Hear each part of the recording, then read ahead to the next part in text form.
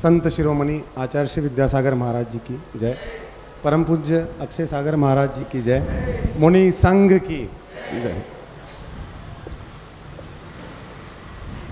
हमें 3 दिन से गुना के समाज से, जैन समाज से आयुर्वेद के प्रति जितना रुझान मिला वो आज तक कहीं से नहीं मिला था। और इसका श्रेय मैं समाज को तो दूंगा ही, लेकिन आयुर्वेद के प्रति या आचार्य श्री ने जो आयुर्वेद के प्रति अपना कर्तव्य किया था पूर्णायु को खोलकर, लेकिन उसका प्रचार और प्रसार का काम मुनि श्री अक्षय सागर महाराज जी और पूरे संघ ने किया है। इसके लिए फिर से मैं नमोस्तु करूंगा। आचार्य श्री ने आयुर्वेद की संकल्पना हमारे भारतवासियों के लिए क्यों रखी, तो इसके पीछे क्या उद्देश्य हो सकता है। कोई बोले कि कोई अंग्रेज़ी दवाई ख़राब है या आयुर्वेद अच्छी हो सकती है क्या, तो ऐसा नहीं था। आयुर्वेद ही क्यों चुना, तो उसके पीछे था कि हम लोगों को बीमार किसी को बनाना ही नहीं है। आयुर्वेद का प्रयोजन क्या था, तो स्वस्थस्य स्वास्थ्य रक्षणम, मतलब जो व्यक्ति स्वस्थ है उसको उसका स्वास्थ्य हमें टिका के रखना है, उसको स्वस्थ ही रखना है, उसको विकार की तरफ हमें आगे बढ़ने ही नहीं देना है। और इस शास्त्र के अलावा ये कोई भी शास्त्र नहीं बोलता कि स्वस्थ कैसे रहा जाता है। मतलब बहुत सारे शास्त्र है वो बीमारी के बाद सारा रिसर्च करते हैं। आयुर्वेद ऐसा एकमात्र शास्त्र है कि जो बीमारी होने ना दे इसके लिए सारा अपना रिसर्च करता है। क्या आपने कभी कोई डॉक्टर से सुना होगा कि पानी कैसे पीते हैं, खाना कैसे खाते हैं, किस ऋतु में क्या खाते हैं। हम लोग घर से भी देखते हैं कि अगर हमारी मम्मी या दादी कोई मेथी के लड्डू बनाती है तो वो शीतकाल में ही क्यों बनाती है, गर्मी के मौसम में क्यों नहीं बनाती।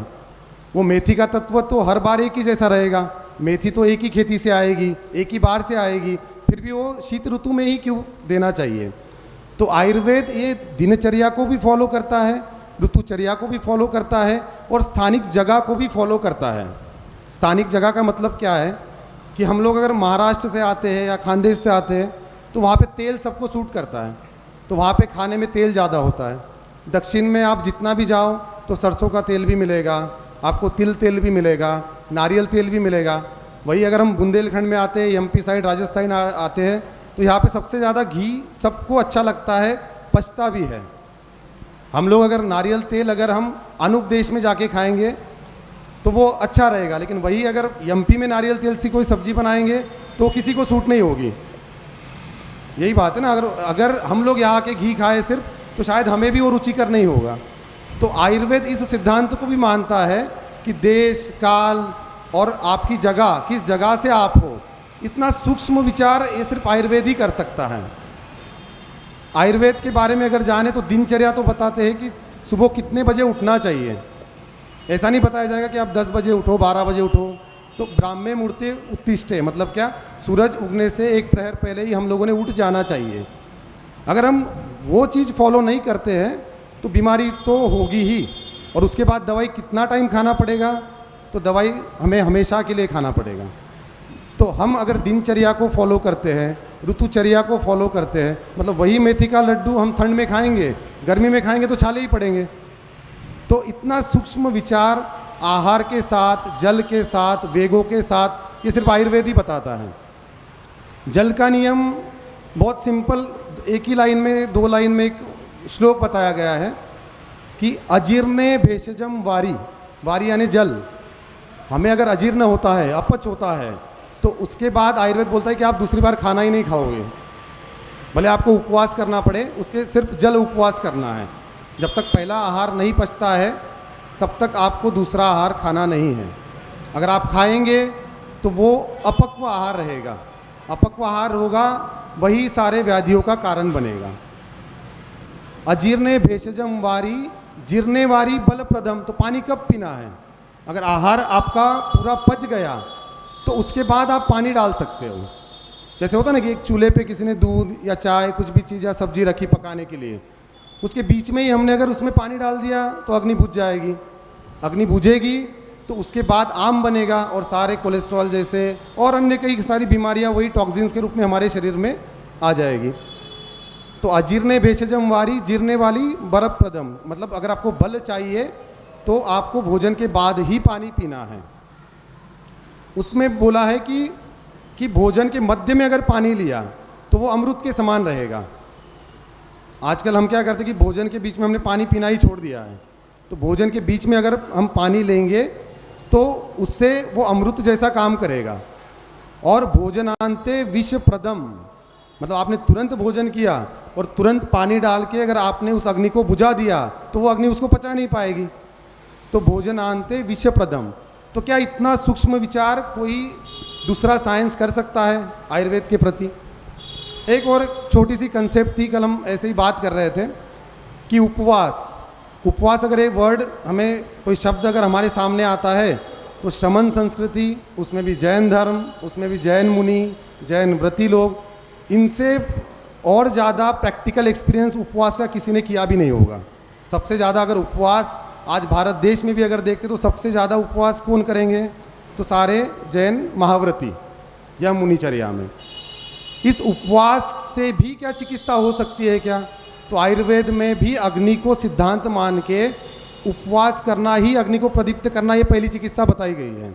मतलब ज्वर चिकित्सा अगर हम जाते हैं, ज्वर की चिकित्सा कैसे करना है, तो उसमें बुखार आने से पहले अगर आपको लगता है कि बुखार आने वाला है तो आप सिर्फ अपने अग्नि को प्रदीप्त कर दीजिए, मतलब आप उपवास कीजिए, सर लंघन कीजिए। तो श्लोक में ही लिखा है ज्वरादौ लंघनम, मतलब ज्वर के शुरू में ही लंघन कर लीजिए, कुछ होगा ही नहीं।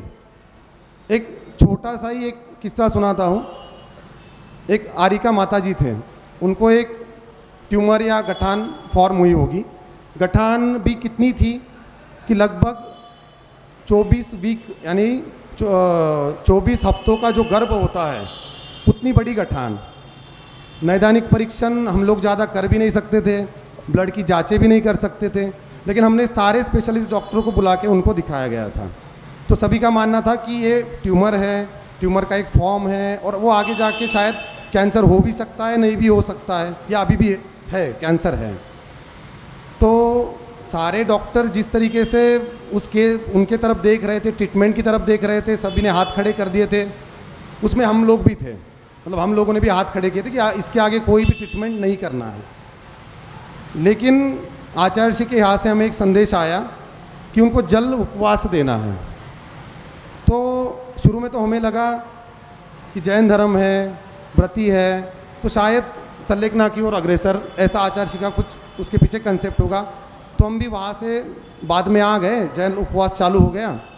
1 महीने बाद फिर से कोई दीदी ने मुझे कॉल किया कि भैया उनको पेन तो बहुत था, दर्द तो बहुत था, अभी वो सारा चला गया है और उनको भूख ज़्यादा लग गई है। तो मुझे फिर से आश्चर्य हुआ कि मैं तो सोच भी नहीं रहा था कि यहाँ तक मुझे ये बात आएगी कि 1 महीने बाद भी कुछ हो सकता है। फिर आचार्य जी के पास जाके हम लोगों ने चर्चा की। आचार्य जी ने धीरे धीरे धीरे आहार उनका शुरू किया, पहले दूध से चालू किया और लिक्विड डाइट से फिर सॉलिड डाइट तक हम ठोस आहार के और थोड़े थोड़े बढ़ते गए। आज माता जी की गठान में थोड़ा बहुत ही अंतर आया है, लेकिन उनको सिम्टम कुछ भी नहीं है। तो हम लोग ये शुरू से देखते आ रहे हैं कि हम लोग जो ग्रंथों में पढ़ते हैं क्या वो हम प्रैक्टिकल में कर सकते हैं क्या? और आज तक हमने ये कोई कॉलेज में नहीं सीखा था, ना कोई हॉस्पिटल में देखा था कि 1 महीने तक भी जल उपवास से इतना बड़ा फायदा हो सकता है। आचार्य जी तो उपवास के ऊपर आचार्य जी किताब के बारे में बहुत बार बोलते हैं। बहुत सारे ऐसे लोग होंगे कि उनको उपवास चिकित्सा पे आचार्य जी ने किताबें दी गई हैं। तो हम लोग चाहते थे कि क्या ऐसा हो सकता है, और ये क्या बाहरी लोग इस चीज़ को मानेंगे क्या कि सिर्फ उपवास से ही ट्रीटमेंट हो सकता है? तो हमें वो चीज़ जब हमने तलाश किया तो हमें और ज़्यादा आश्चर्य का धक्का लगा। धक्का इस बात का लगा कि लंघन के ऊपर, उपवास के ऊपर एक जापानीज साइंटिस्ट को नोबेल प्राइज पुरस्कार मिल चुका है 2016 में। उनको भी मिला है, वो भी मेडिसिन फैकल्टी से। मतलब एक मेडिसिन फैकल्टी से नोबेल प्राइज बहुत कम बार मिला है, वो भी उन्होंने बिना मेडिसिन के सिर्फ उपवास से सेल हमारी रीजनरेट कैसे होती है, नए से उत्पन्न कैसे करती है, उसकी कार्य क्षमता कैसे बढ़ती है, उन्होंने अपना पूरा जीवन इस लंघन पे दिया और उसके कारण उनको नोबेल पुरस्कार मिला। तो हम लोग और हमारा शास्त्र, हमारा धर्म, हमारे धर्म ग्रंथ ये तो बरसों से कहते आ रहे हैं, सिर्फ हम लोग उस पर विश्वास नहीं करते कि क्या ये ऐसा हो सकता है क्या। जैसे आयुर्वेद है, तो बहुत सारे रुग्ण तो महाराष्ट्र में तो इतना पता है कि आयुर्वेद के लोग सर्जरी करते हैं।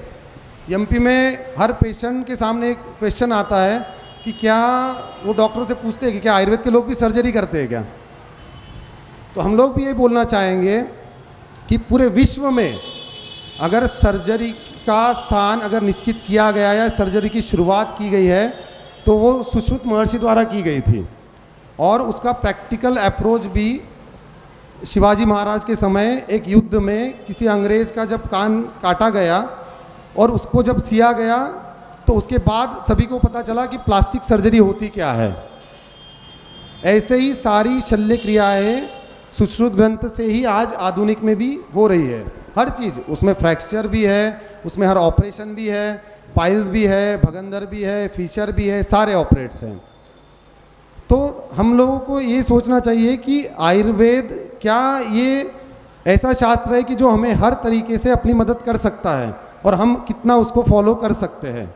लेकिन हर चीज़ के पीछे गुरु द्वारा आशीर्वाद और आश्वासन की आवश्यकता होती है।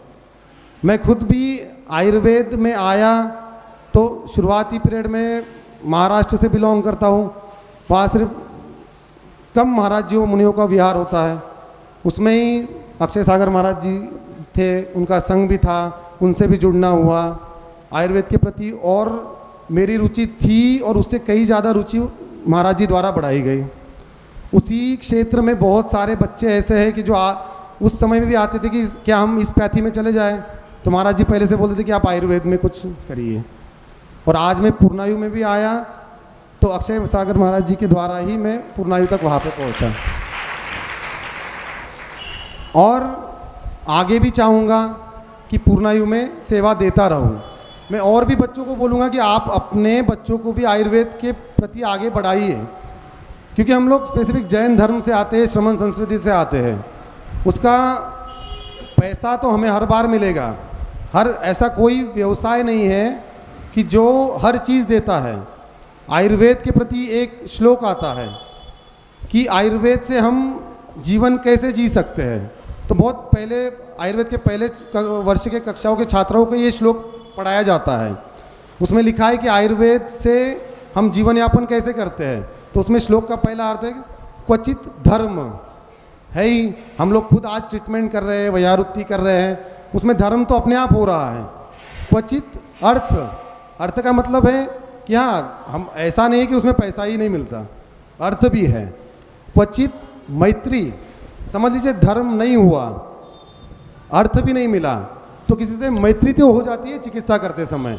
क्वचित धर्म, क्वचित मैत्री, क्वचित अर्थ, क्वचित यश। कुछ कुछ लोग बहुत फेमस हो जाते हैं हर जगह पे, तो आप ये तीनों चीज़ें भी नहीं मिले तो क्वचित यश मिलेगा आपके बच्चों को। यश भी नहीं मिला, क्वचित धर्म, क्वचित मैत्री, क्वचित यश, कर्माभ्यास क्वचित चेती, चिकित्सा नास्ति निष्फला। मतलब ये सब चीज़ें नहीं भी मिली तो अगर और कोई आप पेशेंट को देख रहे हो, ना उससे धर्म होगा, ना उसमें वो आप व्यक्ति आपको पैसा देगा, ना उससे आपका नाम बढ़ेगा, ना आपको उससे यश मिलेगा, लेकिन आपका कर्माभ्यास तो होगा ना। आप ट्रीटमेंट करोगे तो आपको ये पता तो चलेगा कि उसका रिजल्ट क्या होता है, आपका खुद का अभ्यास हो जाएगा। कर्माभ्यास क्वचित चेती, चिकित्सा नास्ति निष्फला, वो निष्फल हो ही नहीं सकती। तो हम अपने सिर्फ जॉब से रिलेटेड नहीं तो करियर रिलेटेड भी हम आयुर्वेद क्षेत्र में कैसे देख सकते हैं। और इसी श्लोक के साथ जब प्रतिभा स्थली का निर्माण हुआ, बच्चे 12वीं तक एकदम सुसंस्कृत हो गए, तो उसके बाद क्या किया जाना चाहिए। तो बहुत सारी अलग पैथी भी है, इंजीनियरिंग है, बहुत सारे कोर्सेस है। तो आचार्य जी ने बोला कि नहीं, भारतीय संस्कृति का आयुर्वेद ही उनका करियर आगे होना चाहिए। मतलब जो सबसे अच्छे बच्चे होंगे वही आयुर्वेद करियर में आएंगे। तो फिर एक दो बातें आई कि आयुर्वेद में बच्चे तो एमबीबीएस को जाना चाहेंगे, इंजीनियरिंग आईआईटी को जाना चाहेंगे, तो आयुर्वेद के प्रति अच्छे बच्चे तो आएंगे नहीं। तो आपको आश्चर्य होगा कि जो आईआईटीएन बच्चे हैं, जो उनको अच्छा पैकेज है, और उनको आचार्य श्री ने बोला कि आपको नीट की सीईटी देना है, और उन्होंने नीट की सीईटी दी, और आयुर्वेद में जो काउंसलिंग होती है वो पूरे स्टेट में फर्स्ट आए। ब्रह्मचारी भैया लोग हैं, तो सारे ब्रह्मचारी भैया लोग अब आयुर्वेद के प्रति गए, वो खुद एक IITN हैं। मतलब हम लोग एक अपने करियर के रिलेटेड भी इस क्षेत्र की ओर कैसे देख सकते हैं। धर्म भी होगा, कुछ आपको परिवार चलाने के लिए थोड़ा बहुत अर्थ भी मिलेगा, मैत्री भी होगी, यश भी होगा, आपका खुद नाम भी होगा और आपका अभ्यास तो होते ही जाएगा। तो क्यों ना हम इस क्षेत्र की ओर जाए। इसीलिए पूर्णायु आयुर्वेद चिकित्सालय और अनुसंधान विद्यापीठ की स्थापना की गई 2019 में। महाराज जी के आशीर्वाद से मैं पहले दिन से आज तक वहाँ पे कार्यरत हूँ, और ऐसा अभी चाहता भी नहीं कि बाहर कहीं जाऊँ, क्योंकि वही हम लोगों ने आज अपना पूरा क्षेत्र बना लिया है। बाद में बहुत सारे चिकित्सक वहाँ आए भी, प्राचार्य स्वप्निल सिंह जी बाद में आए हैं, सौरव जी बाद में आए, ऐसे एक एक एक एक करके इतने सारे विद्वान वहाँ पे जुड़ते गए कि आज वहाँ पे लगभग 20 से 25 पूरे भारतवर्ष से अच्छे अच्छे डॉक्टर आए हैं। 100 बच्चे आज BMS की कक्षा में पढ़ रहे हैं। पहला वर्ष उनका चालू हो गया है, अभी दूसरे वर्ष की भी तैयारी चालू हो चुकी है। नीट के एग्ज़ाम के बाद उनकी काउंसलिंग चालू हो जाएगी। तो हम लोग यही चाहेंगे, गुना में जो हमें यहाँ के पेशेंट्स द्वारा, रुग्ण द्वारा इतना प्रतिसाद मिला, तो उसके बाद भी हम लोगों ने सोचा कि हमें अगर एक जितना आप लोग हमें मिलने के लिए आतुर थे, उतना हम लोग भी आपके मिलने के लिए आतुर हैं और आगे भी रहेंगे। अगर आप चाहेंगे कि हम हर महीने यहाँ पे आए, तो हर महीने के लिए हम भी चाहेंगे कि 2 दिन हम आपके लिए अलग से सेवा दें, वो भी पूर्णायु की तरफ से सारी चीज़। तो अगर ये कैंप में इतने सारे पेशेंट्स थे, इतने सारे रुग्ण थे, तो शायद हम किसी को समय ना दे पाए हो, आधे ही लोगों का नाड़ी परीक्षण कर पाए हो, कुछ लोगों को शायद ज़्यादा टाइम वहाँ प्रतीक्षा करनी पड़ी हो। तो मैं पूर्णायु की ओर से सभी को उत्तम क्षमा कहना चाहूँगा कि जो भी कुछ हमसे गलतियाँ हुई हो, हम आगे ज़रूर सुधारने की कोशिश करेंगे और कम से कम व्यक्तियों को ज़्यादा से ज़्यादा समय दे के अगली बार से हम चेक करने का प्रयास करेंगे। इसी के साथ नमस्ते।